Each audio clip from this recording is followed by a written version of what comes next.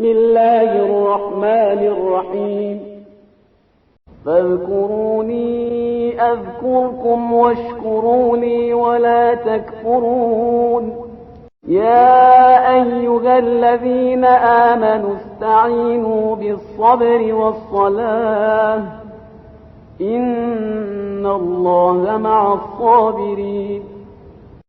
بسم اللہ الرحمن الرحیم۔ سورہ بقرہ کی آیت نمبر 152 ہے۔ فَاذْكُرُونِي أَذْكُرُكُمْ وَاشْكُرُوا لِي وَلَا تَكْفُرُونِ، کہ خداوند تعالیٰ ارشاد فرماتا ہے کہ تم میرا ذکر کرو، میں تمہارا ذکر کروں گا، اور تم میرا شکر ادا کرو اور کفران نہ کرو۔ یعنی خداوند تعالیٰ کتنا کریم ہے کہ وہ اپنے بندے کے ساتھ معاملہ کر رہا ہے، لین دین کر رہا ہے، حالانکہ بندہ اس قابل نہیں ہے۔ کون سا بندہ جو محتاج ہے، ناقص ہے، کمزور ہے، عاجز ہے، اس کے ساتھ کون سا پروردگار معاملہ کر رہا ہے؟ جو علم رکھتا ہے، غنی ہے، علی کل شیء قدیر ہے، باقی ہے، اور کوئی چیز اس سے چھپی ہوئی نہیں ہے، ہر چیز پر وہ قدرت رکھتا ہے۔ وہ ایک ناقص بندے سے آ کر معاملہ کر رہا، اس کو نواز رہا۔ تو اب اس بندے کو چاہیے کہ اپنے پروردگار کا شکر ادا کرے، پروردگار کی نعمتوں کو یاد کرے، اس کی نافرمانی نہ کرے، خطائیں نہ کرے زندگی میں۔ اور پھر خداوند تعالیٰ کہتا ہے کہ تم مجھے یاد کرو کہ میں تمہیں یاد کروں گا۔ خدا کا جو یاد کرنا ہے نا، وہ عنایات سے بھرا ہوا ہے، رحمتوں محبتوں سے بھرا ہوا ہے، اس میں ہر قسم کی اچھائی پائی جاتی ہے۔ ہمارا جو خدا کو یاد کرنا ہے وہ صرف ایک خداوند تعالیٰ معاملہ کر رہا ہے، ورنہ ہمارا یاد کرنا خدا کو کوئی فائدہ نہیں پہنچا سکتا، صرف وہ اپنے بندے کو نوازنا چاہتا ہے، ایسا کر رہا ہے۔ فَاذْكُرُونِي أَذْكُرُكُمْ، تم مجھے یاد کرو میں تمہیں یاد کروں گا۔ اب جو ہے ہمیں جو خدا کو یاد کرنا ہے، دو طرح کو یاد کرنا ہے۔ ایک دفعہ ہم اس کی نعمتوں کو یاد کرتے ہیں، ایک دفعہ خود خدا کو یاد کرتے ہیں، اور یہ ڈیپینڈ کرتا ہے افراد پر۔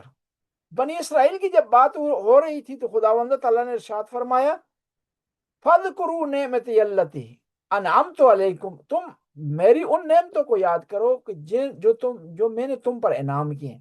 یہاں پر کہا کہ مجھے یاد کرو، یعنی افراد ڈیپینڈ کرتے ہیں۔ وہ کیونکہ بنی اسرائیل تھے، وہ بنی اسرائیل صرف نعمتوں کو ہی جانتے تھے، مادیات کو ہی جانتے تھے، ظاہری چیزوں کو جانتے تھے، اس لیے کہا گیا کہ خداوندہ تعالیٰ کی نعمتوں کو یاد کرو، اس وسیلے سے خدا کو یاد کرو۔ جس طرح ایک بچہ ہے، بچے کو آپ بتانا چاہتے ہیں کہ والدین کا احترام کریں، تو آپ کہتے ہیں یہ والدین آپ کو کھانا دیتے ہیں، آپ کے لیے چیزیں خریدتے ہیں، آپ کے لیے انہوں نے گھر فراہم کیا، آپ کے لیے صحت کا انتظام کیا، آپ کو بڑا کیا، انہوں نے مشکلات برداشت کی ہیں۔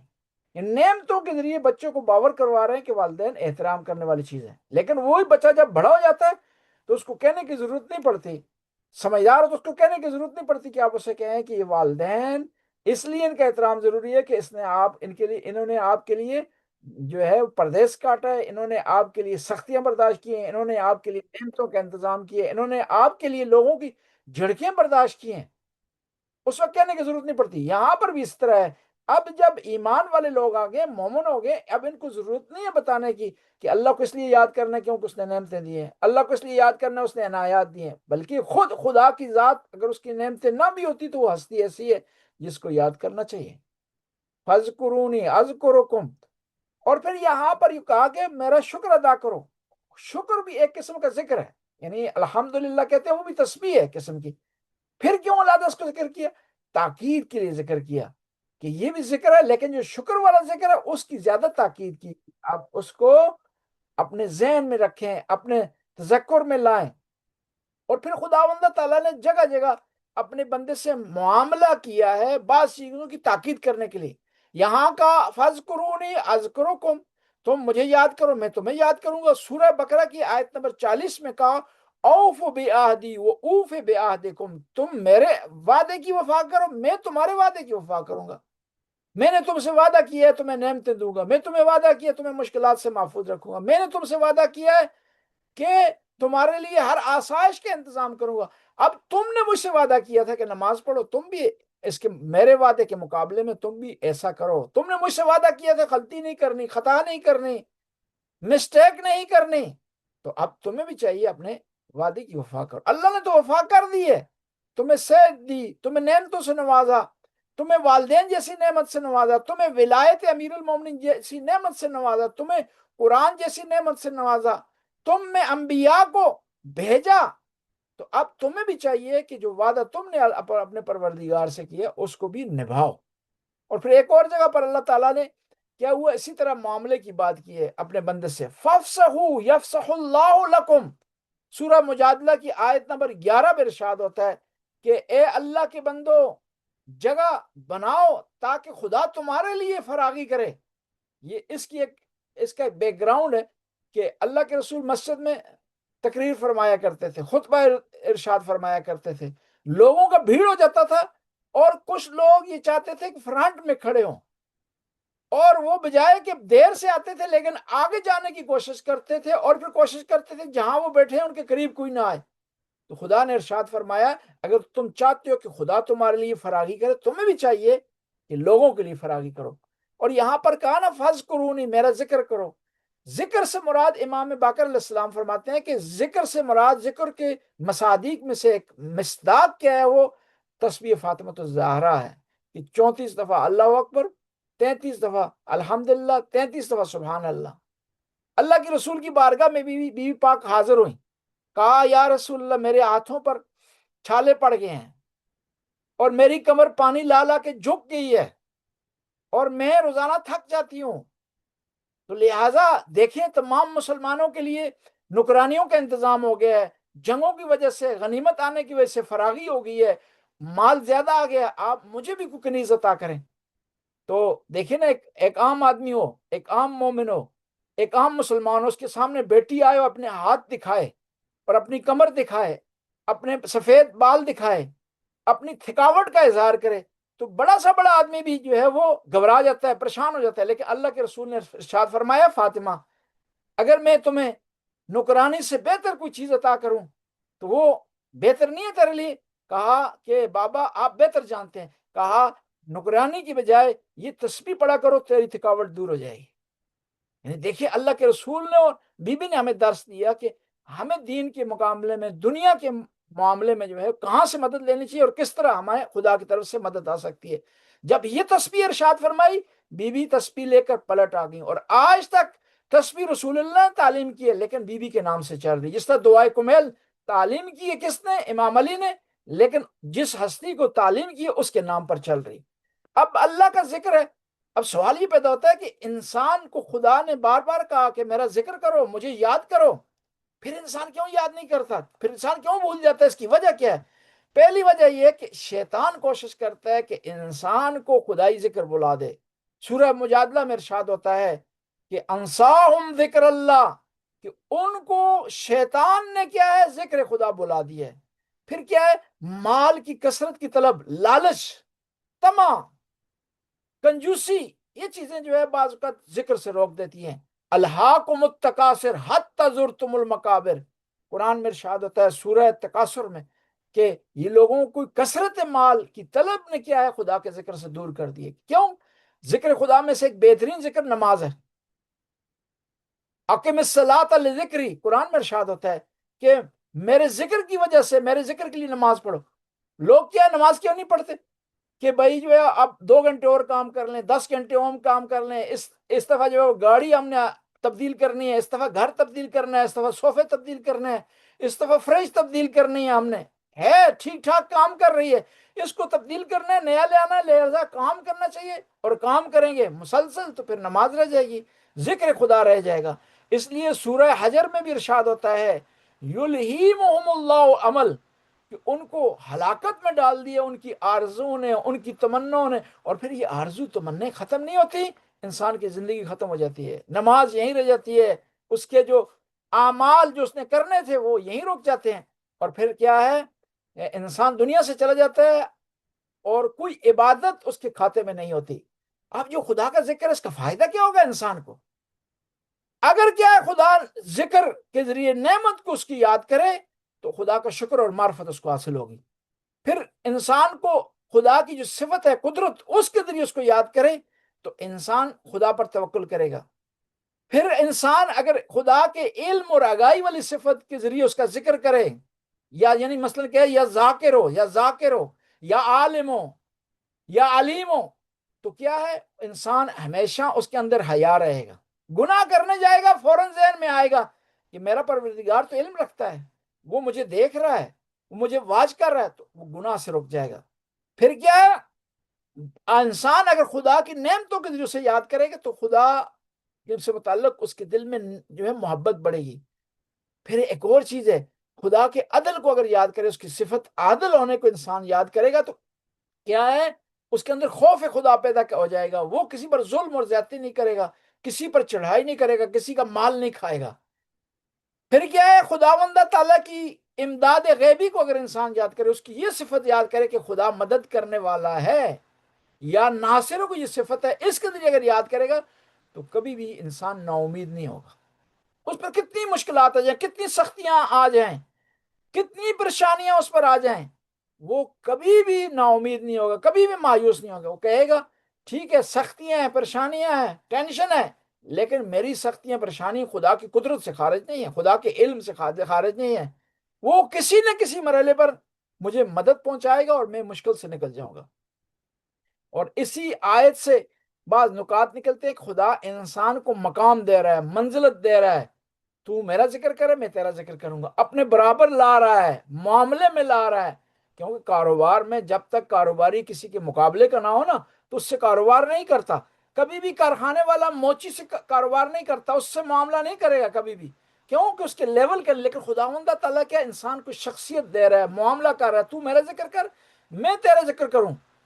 اور پھر یہی آیت بتا رہی ہے شکر جو ہے، ذکر شکر کا سبب بنتا ہے اور غفلت کفران کا سبب بنتی ہے۔ یعنی انسان بعض اوقات خداوند تعالیٰ سے غافل ہو، اس کی نعمتوں سے غافل ہو، اس کے عدل سے غافل ہو، اس کے علم سے غافل ہو، تو یہ چیزیں کفر تک انسان کو پہنچا دیتی ہیں۔ اما جس طرح ایمان کے درجات ہیں، اس کا کفر کی بھی کیٹیگریاں ہیں۔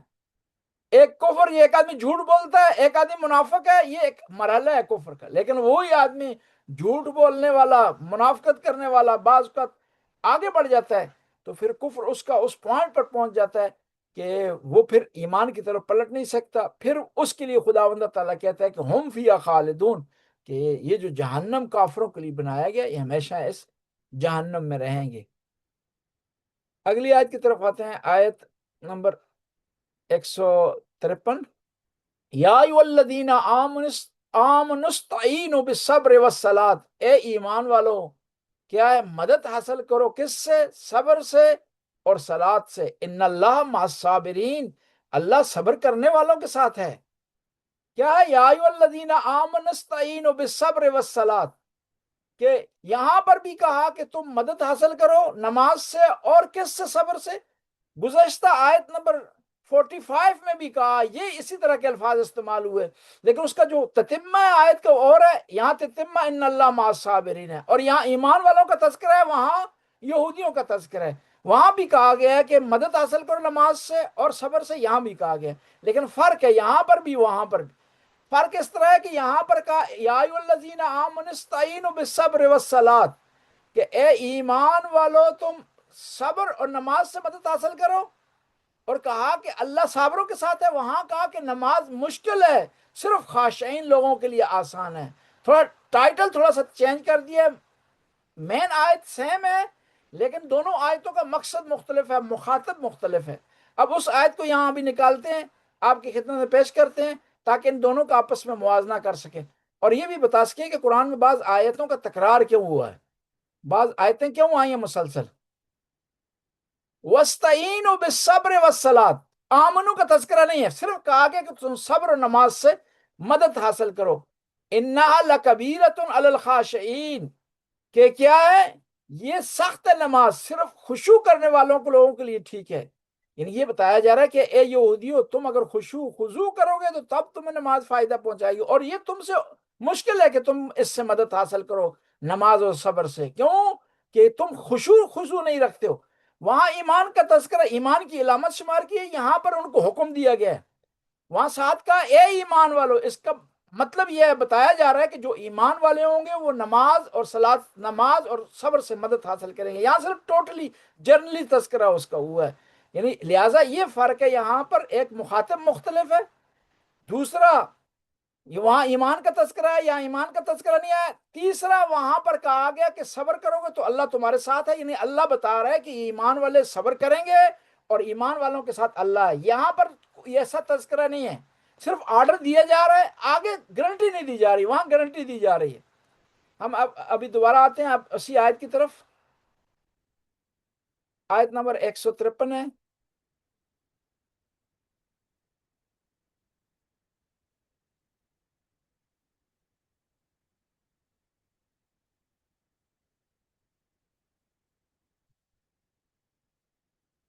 یا ایھا الذین آمنوا استعینوا بالصبر والصلاۃ، اے ایمان والو مدد حاصل کرو صبر سے اور نماز سے. ان اللہ مع الصابرین، اللہ صبر کرنے والوں کے ساتھ ہے.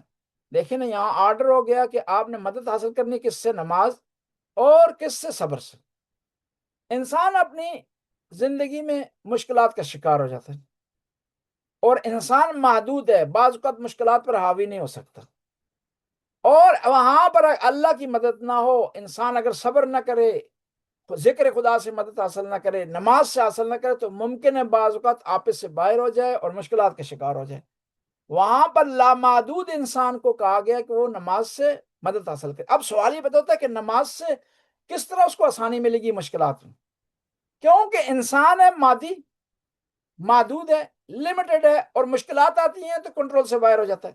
جب وہ نماز پڑھے گا تو نماز مومن کے لیے معراج ہے، اور وہ نماز اس کو مادیات سے نکال کر روحانیات کی طرف لے جائے گی. جب روحانیات کی طرف جائے گا تو اس کا درجہ اور لیول بلند ہو جائے گا. جب لیول اس کا بلند ہوگا تو دنیا کی مشکلات اس کے لیے چھوٹی ہو جائیں گی.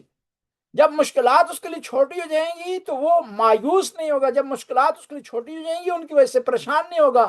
مشکلات جو جب چھوٹی ہو جائیں گی تو ان مشکلات کی وجہ سے نا امید نہیں ہوگا. بس اس لیے کہا گیا کہ آپ صبر اور نماز سے مدد حاصل کریں. امام علی علیہ السلام کو جب بھی کوئی مشکل پیش آتی تھی تو آپ 2 رکعت نماز پڑھتے تھے اور دعا کرتے تھے، مشکل حل ہو جاتی تھی. قرآن نے واضح کہہ دیا کہ آپ کو جب بھی کوئی مشکل پیش آئے تو نماز سے مدد حاصل کریں. یعنی اس کا مطلب ہے اللہ سے رجوع کریں، اللہ کی بارگاہ میں لو لگائیں، اللہ کی بارگاہ سے دعا مانگیں تاکہ آپ کی مشکل حاصل ہو جائے. اور پھر آیت میں کہا گیا کہ ان اللہ مع الصابرین، اللہ صبر کرنے والوں کے ساتھ ہے. نہیں کہا کہ ان اللہ مع المصلین. دیکھیں نا 2 حکم دیے، کہا صبر سے مدد حاصل کریں اور نماز سے. لیکن جب نتیجہ نکالا تو صرف کہا کہ اللہ صبر کرنے والوں کے ساتھ ہے، نماز والوں کا تذکرہ نہیں ہوا. کیوں؟ کہ خود نماز میں بھی ایک قسم کا صبر ہے. یہ جو آدمی صابر ہے نا، یہ نمازی بھی ہوگا اور صبر کرنے والا بھی ہوگا. کیوں؟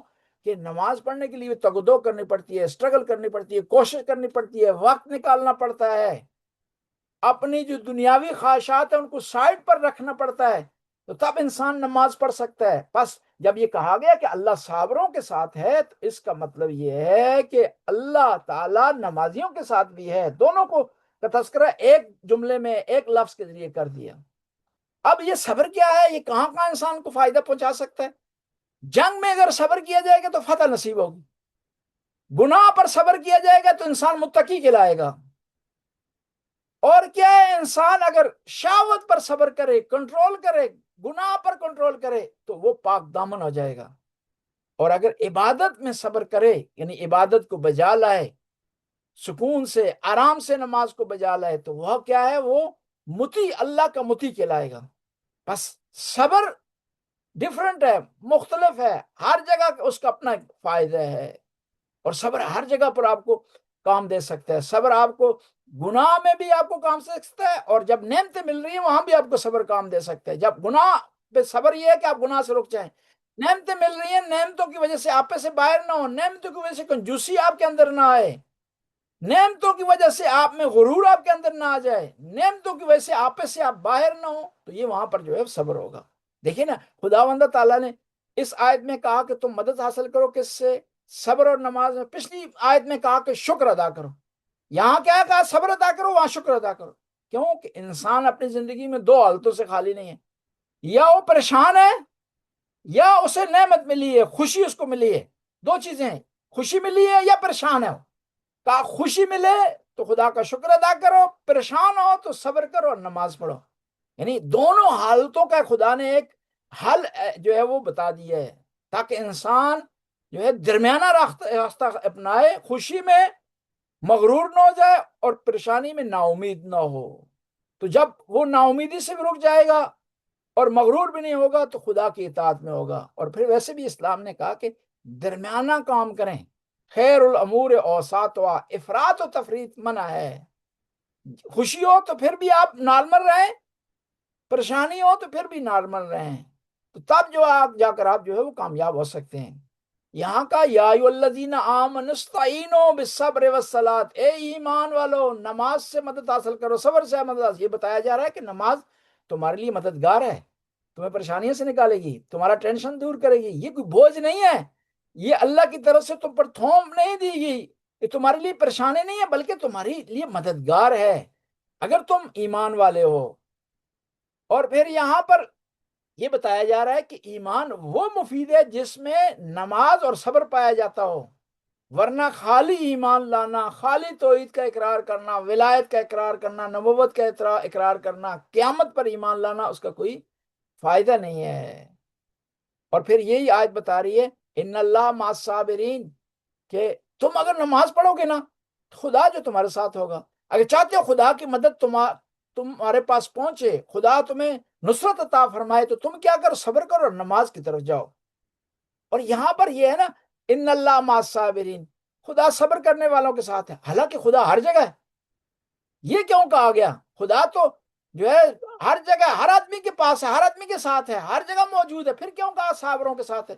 اس کو تاکید کے لیے بتایا گیا، اہمیت کے لیے بتایا گیا۔ خدا ہر جگہ ہے، ہر آدمی کے ساتھ ہے، لیکن جو صبر کرنے والے ہیں ان کے ساتھ خدا کی عنایات زیادہ ہیں، وہ زیادہ خدا کی عنایت ان کو شامل حال ہے۔ بس تمہیں کوشش کرنی چاہیے کہ جب تمہیں کوئی مشکل پیش آئے، ٹینشن کا شکار ہو، تو پہلی یہ ہے کہ آپ صبر کریں، پھر اس کے بعد اللہ کے ذکر کی طرف جائیں، نماز کی طرف جائیں، تاکہ آپ کی مشکل آسان ہو جائے۔ آج جو ہے ابرار شاہ صاحب کی والدہ کی جو ہے